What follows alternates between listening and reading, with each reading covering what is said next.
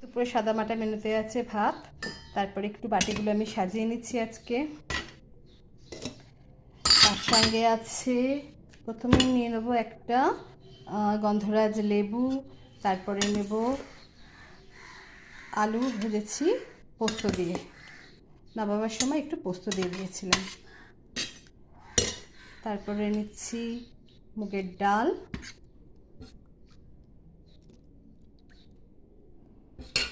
তারপরে আছে চিংড়ি মাছ আলু দিয়ে করে নিয়েছি,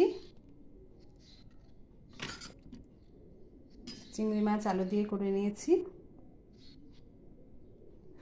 চিংড়ি মাছের ডালনা। আর আছে একটু আম সন্দেশ, এখন তো আমের সিজন, সেই জন্য প্রচুর আম সন্দেশ পাওয়া যাচ্ছে, একটু আম সন্দেশ নিয়ে নিলাম। ভাতের পাতে কিন্তু একটু মিষ্টি খেতে বেশ ভালোই লাগে, তো এই সন্দেশও একটু নিলাম। এই হলো আজকে দুপুরে সাদামাটা মেনু। Okay, thank you.